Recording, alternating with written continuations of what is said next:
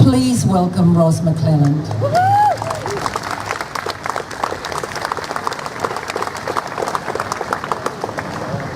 G'day everyone. I'd like to begin in the usual way by paying respects to elders past and present. And everyone, I've been invited to speak today as General Secretary of the Queensland Council of Unions, but I've got to admit my favourite title's still Mum. And when I see footage of kids on boats, behind wire fences, detained, frightened, witness to violence and abuse, as a mother I can't help but picture what that must be like for refugee parents and how I would feel if that were my children in that situation. Because I don't know an Australian mother who'd wait politely in a long, tenuous and often non-existent line if her children were in danger. Bloody hell, I wouldn't. Would you?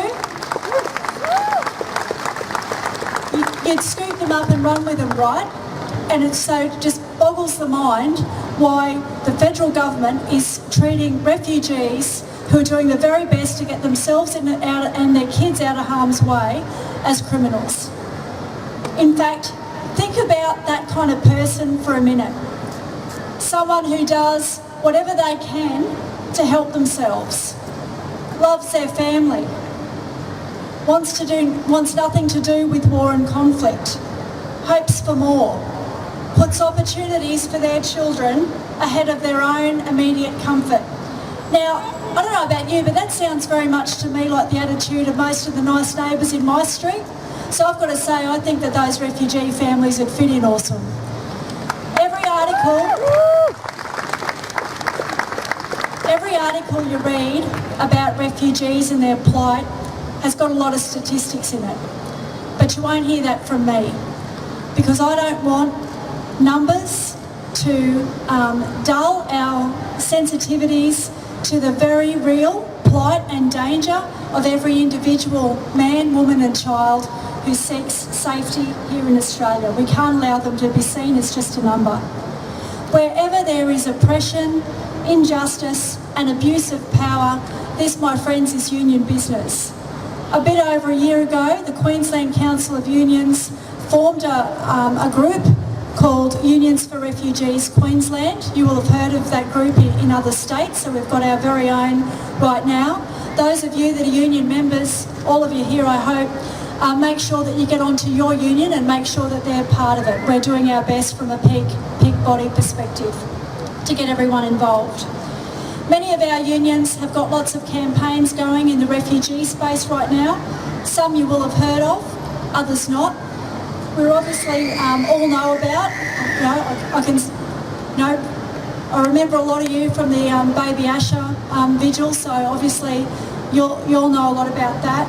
The brave stand taken by doctors, nurses, healthcare professionals and hospital staff in support of Baby Asher was just awesome. There's also been the campaign to free Mojan. You can see the sign up there. Yep, led by the mighty Queensland Teachers Union and their workplace leaders at Yeronga State High. Now, most of you will know about this campaign, but for those of you that don't, Mojan was taken from her classroom and now remains in detention in Darwin. In a nutshell, the news is pretty bad. A formal legal submission called on Minister Dutton to use his discretion, I suppose, to allow her to apply for a partner visa while in Australia. And while advice from the department indicated that Minister Dutton could do that, he's formally indicated that he won't. So right now, Mojan faces an invidious choice: voluntarily return to Iran and face imprisonment at best, execution at worst, or be indefinitely detained. Now, back in Iran, her family has been raided by the police there, and photographs of Mojan performing and dancing have been seized, and that'll be the trigger by which the government arrest her if she returns to Iran. In addition, the Meat Workers Union have sent up an SOS for the help of the Queensland Council of Unions last week. They've got 16 Bangladeshi refugees who've been working at a South East Queensland abattoir 4 years, I've got to say 4 years, who are now being assessed and there are worrying signs that the government is not deeming them to be genuine refugees because they're financial refugees. So we're doing all we can as a union movement to circle the caravans around these union members working in a local abattoir and making sure that they're not deported and detained and incarcerated as well. It's great to be here with so many beautiful people who care. Coming together to visibly demonstrate opposition to bad policy is really, really important. It's an important start. Every one of us here has power. Power in our own workplaces, in our unions, with our family, friends and neighbours to make a real and lasting change. But we need a plan. How about this? Number one, get folks together to discuss the issue and what can be done to change things. Taking action doesn't have to mean boring. Morning teas, a cricket friendly in your local park, a big play date for those with little kids and more can all be a chance to spread the Let Them Stay message. Wherever a group of like-minded folks gather, take the opportunity to draw up a little Let Them Stay sign, take a photo of yourself and post it online. Number two, spread it. Take a Let Them Stay poster and door knocker. They're available at the rack stand or you can download them online as well. That says this door is open to refugees. And importantly, put it up. It's not going to do any good in your car or your bag, so take it home, put it up, encourage the small businesses in your neighbourhood to do likewise, ask your school, ask your workplace, put it up everywhere. Because our job isn't to take the temperature, our job's always to change the temperature. And number three, go tell the decision makers what you think. You could be forgiven for thinking that some politicians rarely listen and those that listen don't give a shit. But everyone, there's a sweet spot. There's a sweet spot right now in the couple of months before the next federal election when tin ears get a miraculous clean out. So now's the time. Take the opportunity. Do something. You can always write a letter. You can always make a call. But the power of persuasion and that face-to-face engagement with your local member is something that really will convince them.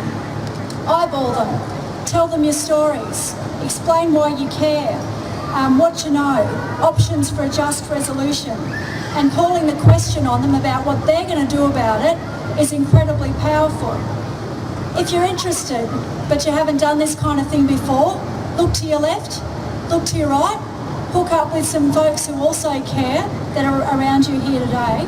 And you can see in the crowd, there are a lot of people with signs, signs naming the various Brisbane area federal electorates. And if you're in Ford, Petrie, Griffith, Ryan, Brisbane, you can see these signs all around. Now these folks need your details either now, they're going to be on the march, and they're going to be back in the park afterwards. So take the opportunity to sign up to do something. Because we can change the world together, people, but it's more than a walk in the park, am I right? Sure is. Now, we've shown that it was feet on the streets that forced a historic back down, an Olympic level backflip in the Baby Asher campaign at the hospital. But we can't relax on this because we still don't have our ironclad guarantee that here is where Baby Asher and her parents will stay because kids don't belong in detention. We've shown our politicians, our community and perhaps even ourselves that when we go hard we can make a difference. But it's time to back it in. We've found a voice, we've been heard, let's keep using it. Because what we do or don't do from today really, really matters. Who are we really? What kind of Australia do we want? Well, I want an Australia that's better, fairer and kinder. I want an Australia that lifts up and embraces refugees, the poor and the marginalised, not detains, beats and bloodies them in our name. I want an Australia that upholds the dignity of everyone, whatever their skin colour, and I want an Australia where kids are loved, valued, educated and have the opportunity to fulfil their full potential, whether they arrived here on a boat 200 years ago or 2 days ago, I don't care.